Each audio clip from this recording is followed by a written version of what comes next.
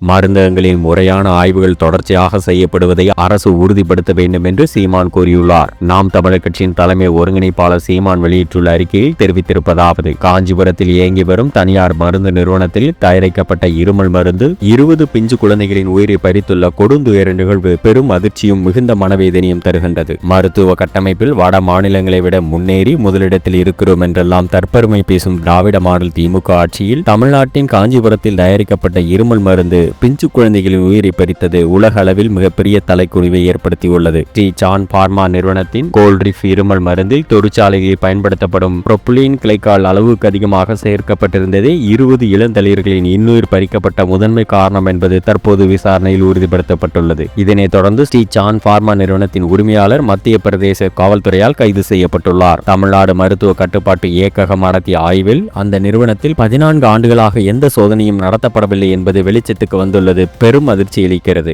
முந்தைய அதிமுக அரசு மற்றும் தற்போதைய திமுக அரசின் அலட்சியத்தால் ஸ்ரீ சான் பார்மா நிறுவனம் மொத்தம் 364 விதி மீறல்களை கடந்த 14 ஆண்டுகளில் செய்துள்ளதும் தெரிய வந்துள்ளது. இதுபோன்ற மோசடி நிறுவனங்கள் தொடர்ந்து இயங்க கடந்த 60 ஆண்டுகால திராவிட ஆட்சிகளில் நிலவும் ஊழல் முறைகேடுகளே அடிப்படை காரணமாகும். மருந்தகங்களில் மாதம் 1000 ரூபாயும் மருத்துவமனைகளில் மாதம் 2000 ரூபாயும் லஞ்சமாக வசூலிக்கும் தமிழ்நாடு மருத்துவத்துறை அதிகாரிகள் இந்நிறுவனங்களிடமிருந்து லட்சக்கணக்கில் லஞ்சம் பெற்றுள்ளனர் என்பதும் தற்போது வெட்ட வெளிச்சமாகியுள்ளது. தமிழ்நாட்டில் உள்ள பெரும்பாலான அரசு மருத்துவமனைகளில் போதிய மருத்துவர்களோ செவிலியர்களோ மருந்துகளோ இருப்பதில்லை. அதனை சீர் செய்து ஏழை மக்களுக்கு தரமான மருத்துவத்தை திமுக அரசால் இன்றளவும் தர முடியவில்லை. தனியார் மருத்துவமனையில் நடைபெறும் சிறுநீரகம் உள்ளிட்ட உடல் உறுப்புகள் திருட்டினை தடுக்க முடியவில்லை. அம்முறையீடுகளின் உச்சமாக தற்போது ஸ்ரீ சான் பார்மா போன்ற தனியார் மருந்து நிறுவனங்களை முறையாக ஆய்வு செய்து அவற்றில் நடைபெறும் மோசடிகளையும் கண்டறிந்து தடுக்க முடியவில்லை. அதன் காரணமாகவே மத்திய பிரதேசத்தை சேர்ந்த 20 பிஞ்சு குழந்தைகளின் உயிர் பறிக்கப்பட்டுள்ளது. இன்னும் எத்தனை உயிர்களை பலி கொடுக்க திமுக அரசு காத்திருக்கிறது? சுகாதாரத்துறையில் எந்த குறையும் இல்லை என்று மூடி மறைக்கும் சுகாதாரத்துறை அமைச்சர் அண்ணன் மா சுப்பிரமணியன் இப்பெருந்துயரத்திற்கு என்ன பதில் கூறப்போகிறார்? தமிழ்நாட்டை தலைகுனிய விடமாட்டோம் என்று சொன்ன தமிழ்நாட்டின் முதலமைச்சர் மு.க. ஸ்டாலின் உலக அளவில் ஏற்பட்டுள்ள இந்த தலைக்குனிவிற்கு